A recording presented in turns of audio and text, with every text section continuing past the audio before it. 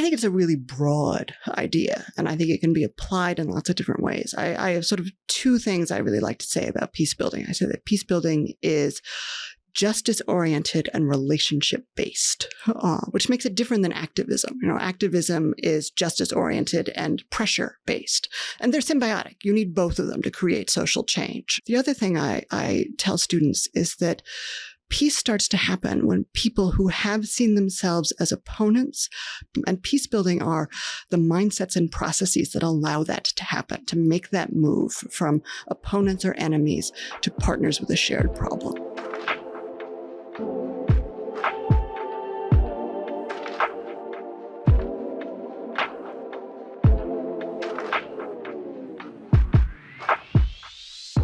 Welcome to Dovetail, the Hartford International University podcast where healing, inspiration, and understanding guide every conversation.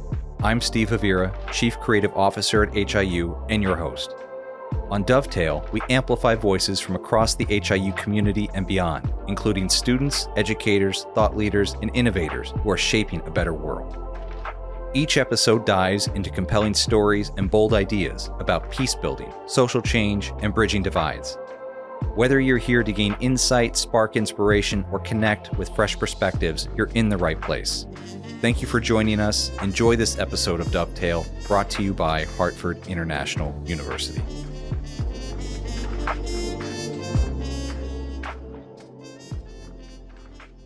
Phoebe, welcome. Thank you. Welcome to Dovetail.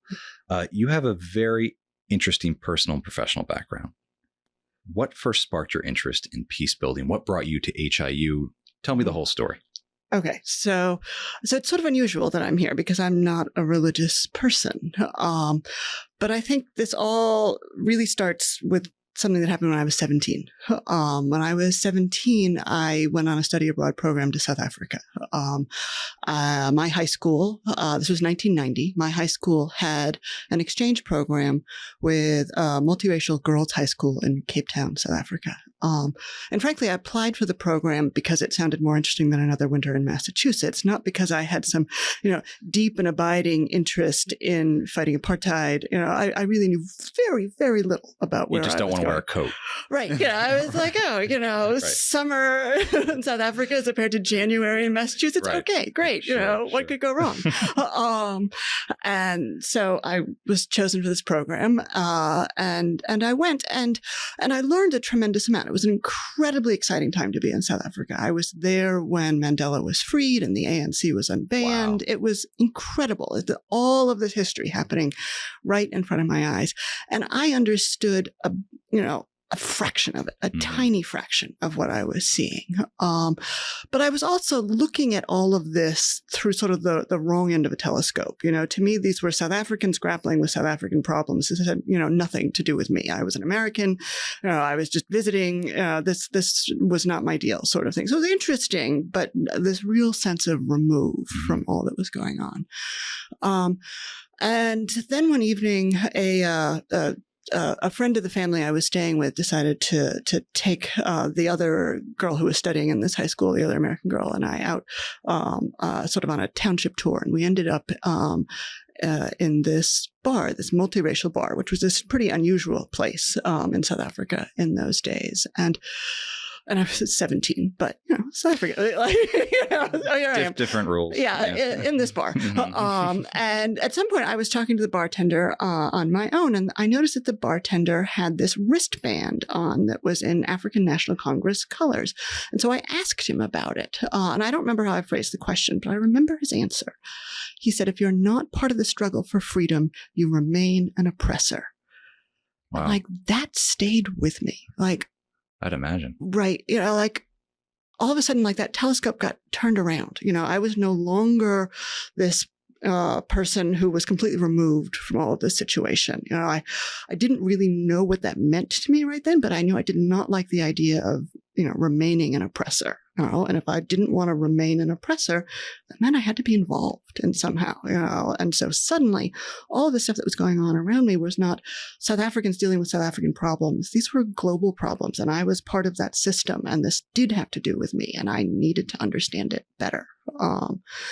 And that's sort of led to everything I've really done in my career. And eventually this led me to Plowshares Institute, which was this tiny little nonprofit in Simsbury, Connecticut. And they ran some immersive travel seminars to the Global South. But the biggest part of their work was training community leaders in community mediation techniques. And that's when Heidi Hadsell asked me to come over to Hartford International University to run what was then the International Peacemaking Program. And so I came, and I've been here ever since. What was it like to get here and to build a program? It was fascinating. It was a lot of fun. Yeah. That when I started, or sort of really right before I started, I got to meet the outgoing International Peacemaking Program students, and I was interviewing them about their experience and how they related to each other and the things that they did. And at one point, a student stopped me and she said, I think you've got the wrong idea. You're talking to us as if we all really know each other and do a lot of things together, but that's not true. We just happen to have the same scholarship. And I realized, that's been called a program, but there's not really much of any programming to this. But I was thinking, all right, how do we create sort of a co-curriculum around peace building, and designing in some workshops and some other experiences to begin bringing these other ideas in, and even more importantly, helping these students feel like they belong to each other, helping them become a cohort. So not just students who have the same scholarship, but this cohort of students who really learn from each other as much as they are learning from their instructors here at HIU. One of the things we teach the students in MAP is about theory of change, this sort of rationale for why what you're putting together actually will help you meet your goals. And it uses this if, then, because language. So if we think about the sort of the if, then, because theory of change language for MAP, that the housing and the other ways that students engage are really critical. If we bring together this incredibly diverse group of motivated people, diverse in terms of religion, nationality, race and ethnicity, gender, all of these things, if we bring them together and we give them both all of this instruction in interreligious studies, interreligious engagement, and peace building, but we also have them all live together, have them, they're together in their classes, together in their field sites, then we get this really sort of deep and lasting peace education, because what they learn in the classroom, they have to employ again and again and again, in their housing, in their field sites, in all of these other interactions they have outside of the classroom. There's stamina to this, and they really build the mindsets and the habits around how they engage with conflict. Right. Yeah, it's the experiential element of this program. They have to deal with this, in their kitchens, not just in their classrooms. Sure. Yeah, I think exposure, especially in education, I think is so undervalued. It's so easy to go into a classroom, listen to a lecture, to certainly do research, but to put yourself in a real world scenario, employ what you're learning, and then ultimately it extends beyond just the construct of HIU. Yeah. They're taking that out into the real world. Absolutely. And they're starting nonprofits. They're starting their own companies. Yeah. They're also doing a million small things, like right. the big things we notice, but it's the way they have different conversations with people back home, people who might identify as other in some way, those changes in those one-on-one conversations, in the small interactions in their neighborhoods, in their congregations, in their workplaces. That's what I think is some of the most sustainable aspects of peace building. Is it's not the big things you notice. It's the change in those interactions. It's the way that people approach places where conflict can emerge and begin to work on it before it's on fire. Sure. So walk me through a typical year in the life of a MAP student, from application process to I guess it's an approval process. Mm-hmm. Then they travel here to the United States, to Hartford, Connecticut, to HIU, go through a year of coursework, which is wide ranging. And then they graduate in May with a master's degree in peace building. And a lot gets done in that time, but it's good work. And I think it's certainly a framework that education can be done in that time frame. Yeah. Absolutely. And for so many of these students, they're leaving their families, their jobs, sometimes their home language behind for a year. It's a big sacrifice to be here that long. So we want to keep it as intense as possible, or keep it as compressed as possible, because leaving home for 2 years is even harder than leaving your home for 1 year. Sure. So students, they apply. The deadline's December 15th for the applications. We review them in the winter, and I do a lot of interviewing of some of the best candidates in the winter. We get a lot of applications for this program. I make recommendations to the admissions committee. The admissions committee makes decisions on who's going to be accepted. And it's a very sort of collegial relationship between my recommendations and the admissions committee in terms of who ultimately is given places. Because we have, limited places in the program, both because of limited funding and because it's small on purpose. We want this to be a really cohesive cohort. Intimate affair. Right. Absolutely. Yeah.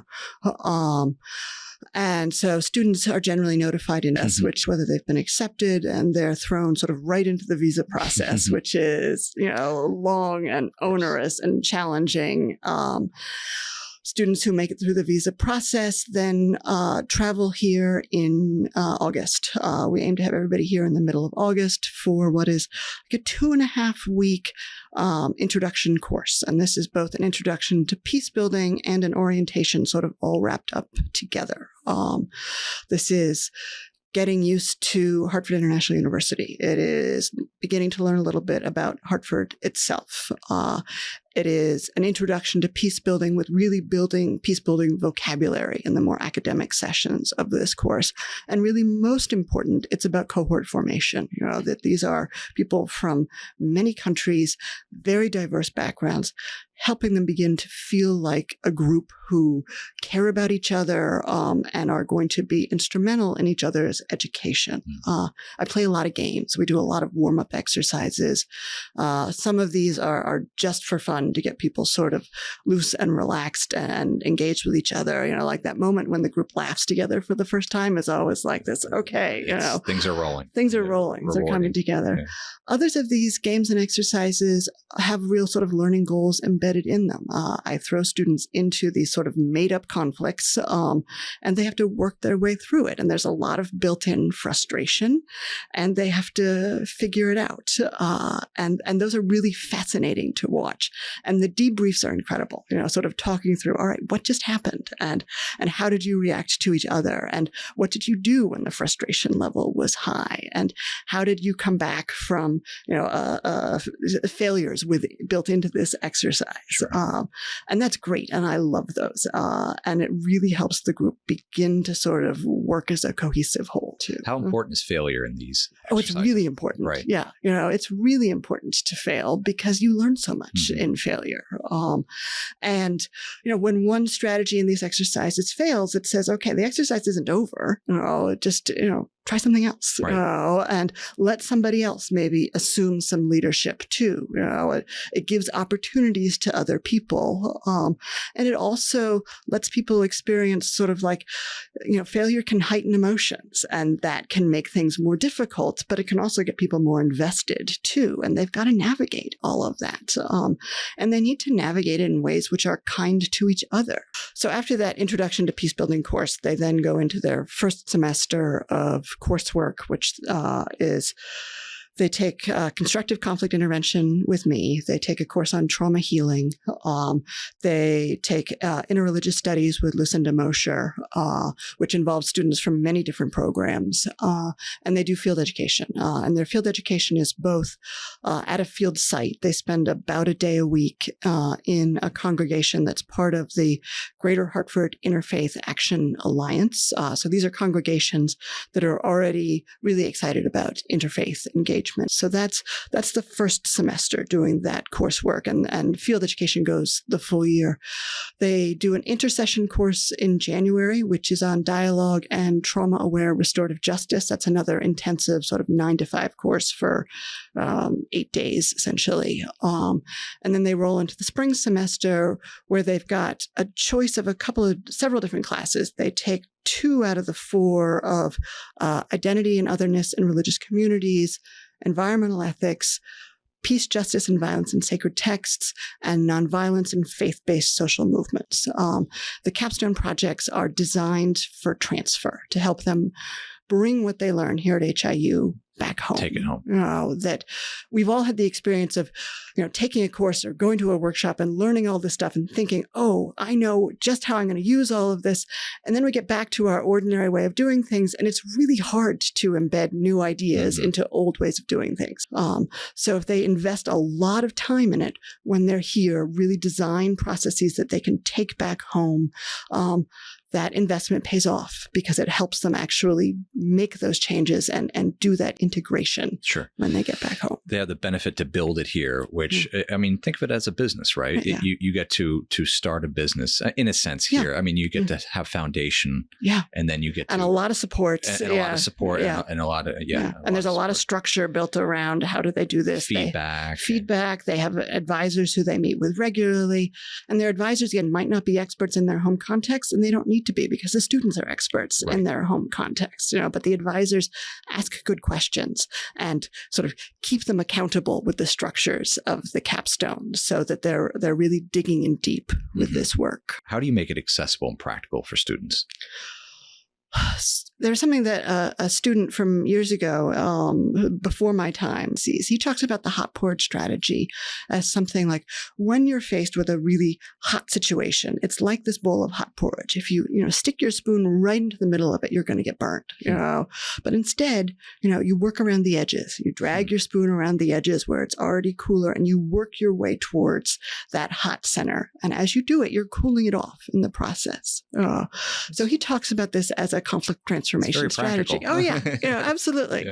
Start where you can. If you're going to dive right into the hottest part of it, you're going to get burned. But there's always people who are around the edges who are willing to think about what's happening and willing to work with you, and that allows you to work towards that hot center. So that's, sort of an analogy I really like about that. No, I think that's a great analogy, as you say. How rewarding is it to see at the end of the year the growth students have from when they arrive here, which, again, my favorite stories to hear from MAP students is how they arrive here, seeing America for the first time, coming through New York City and all these things, and then ultimately coming to Hartford and kind of the culture shock, but the excitement and the nerves and everything.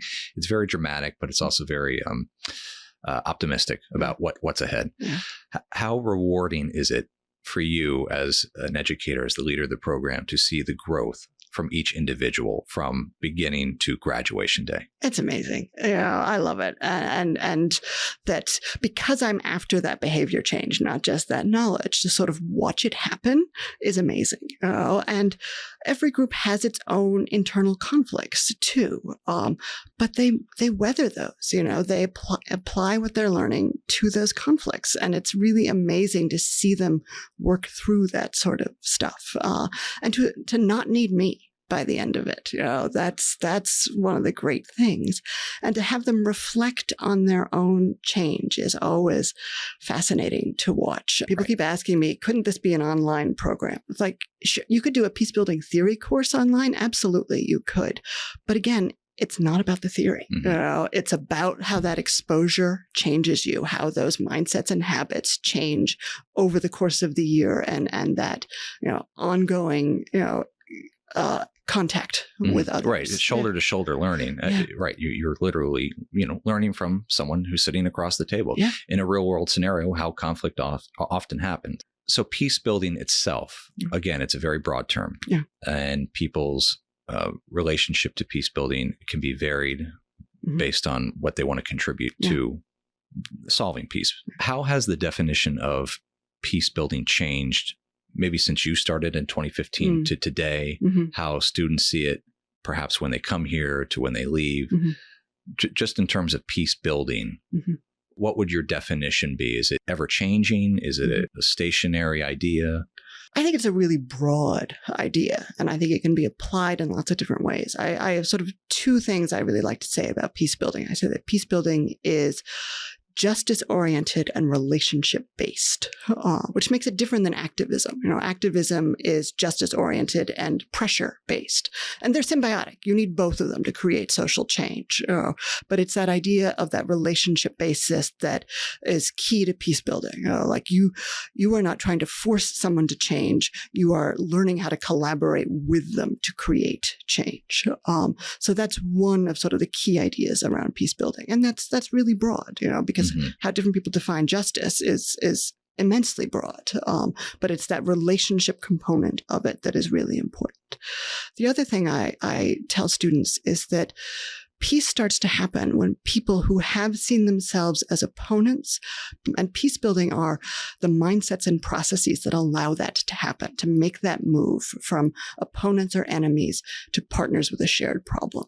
Because when you're partners with a shared problem, you don't necessarily agree on what should happen next, but you're really invested in how that other person is engaged or that other group is engaged in what's happening. And so that opens up that space for collaboration. So when a student earns a master's degree in peace building, what often do they do post-graduation?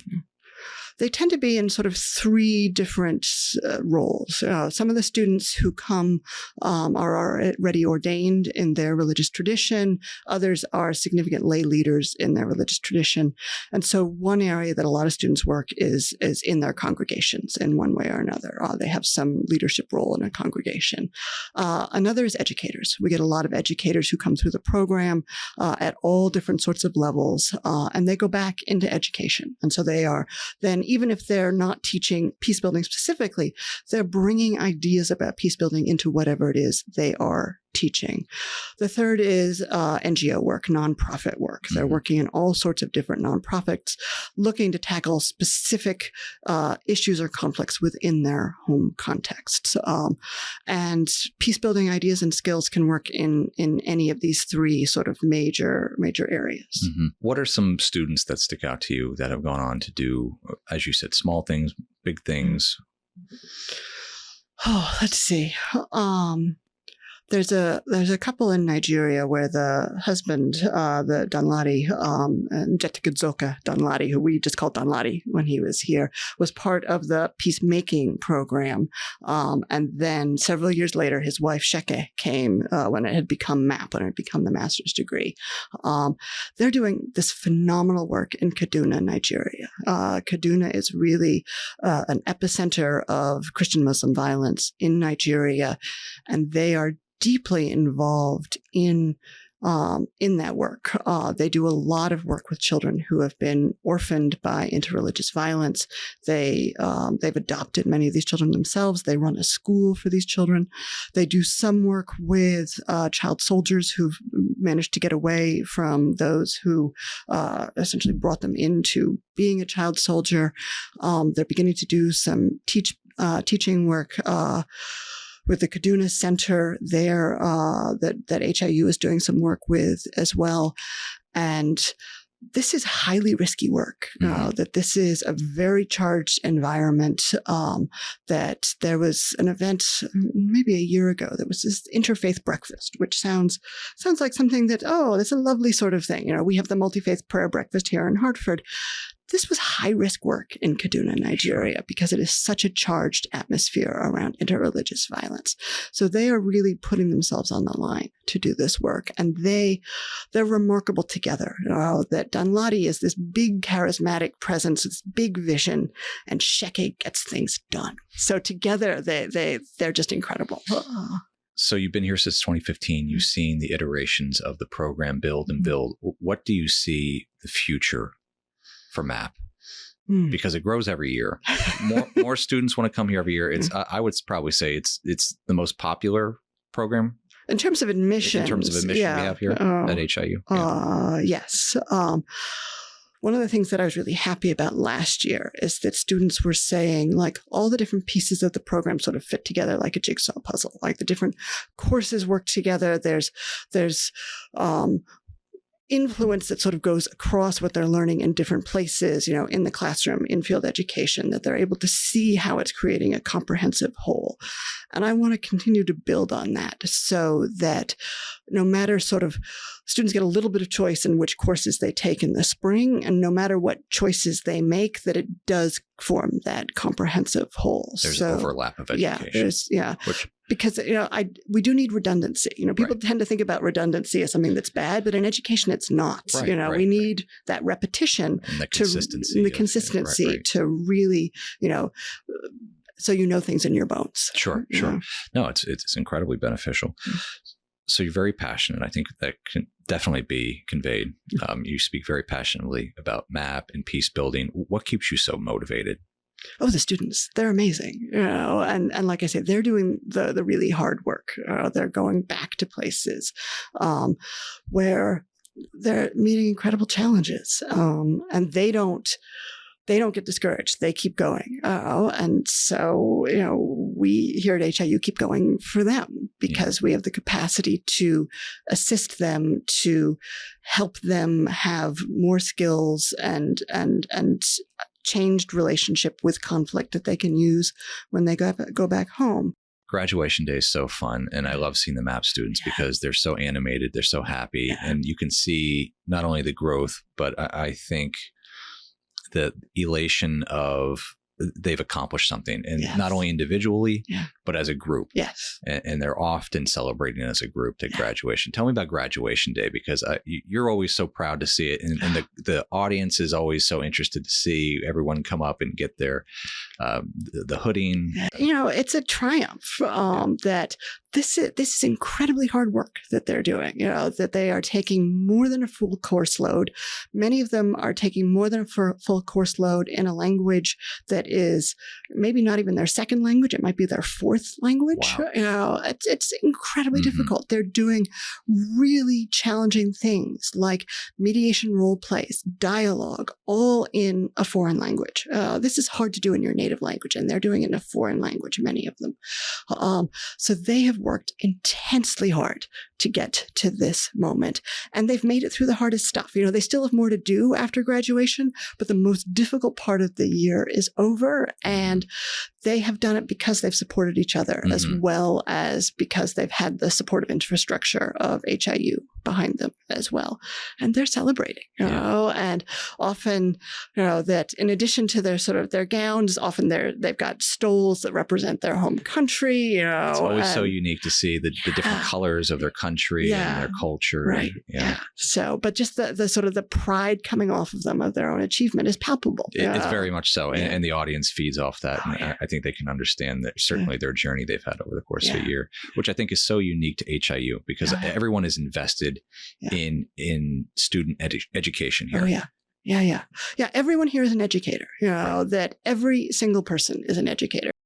So how can we learn more about MAP? How can we support MAP? Apply? Can we go to the website?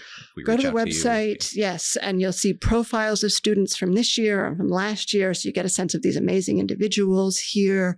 And that's hartfordinternational.edu. hartfordinternational.edu. The learning outcomes are on the website, so you can see really the sort of the different things that we're aiming to do over the course of the year in terms of both the internal growth and the interpersonal growth and some of the community growth. This is a community peacebuilding program. It's called the International Peacebuilding Program. It's international in that the cohort is international, but the focus is on community peacebuilding, on local peacebuilding, because most conflict in the world starts locally. You can look at the curriculum on the website, so it's all there. It's all there. Yeah. Phoebe, thank you so much. Thank you for being a leader, an educator, a champion of the students here, a true believer in peace. Your passion is infectious, and this program, the identity of MAP and you, I think, are so intertwined, and the success certainly is. So thank you so much for coming on Dovetail, telling us about MAP and a little bit about yourself. You're very welcome. This has been a pleasure. I always love talking about MAP. Great. Thank you. Thank you. Looking for a place where your future comes alive? At HIU, we're more than a campus. We're a community of thinkers, doers, and change makers. Whether you're dreaming of creating impact locally or globally, our unique programs and supportive faculty are here to help you get there. To find out more and apply online, visit hartfordinternational.edu/academic programs to begin your HIU journey today. Hey there, listeners. Do you want to show off your love for Hartford International University and support our amazing community? Well, you're in luck. Visit shophartfordinternational.com for a fantastic selection of apparel that includes t-shirts, hoodies, hats, gifts, and accessories that showcase your HIU pride. And here's the best part, because you're tuning into Dovetail, we've got an exclusive deal just for you. Use the code Dovetail at checkout to get 10% off your purchase. That's right, save a little cash while showing your support for HIU. So whether you're looking for that perfect hoodie, a gift for a friend, or just want to represent the university in style, head on over to shophartfordinternational.com. Don't forget to use code Dovetail for that special 10% off discount, and send us photos of you wearing your HIU gear out in the world to be featured on our social media and publications. As always, thanks for supporting Dovetail and Hartford International University. Looking for a space that ignites your curiosity and powers your journey of discovery? Welcome to the library at HIU, located on the first floor of the main building. Our library isn't just a quiet place to study, it's your gateway to endless resources, expert support, and collaborative spaces. Whether you're diving into research, seeking new ideas, or simply need a peaceful place to recharge, we've got you covered. Discover the heart of campus learning at HIU. Ask for me, Carla Grafton, the library director, or Marie, our library assistant, for advice on how to begin your journey. Visit us today or explore online at hartfordinternational.edu/library, and follow us on our Instagram, library.hiu, and on our Facebook page, facebook.com/library Hartford International. See you at the library.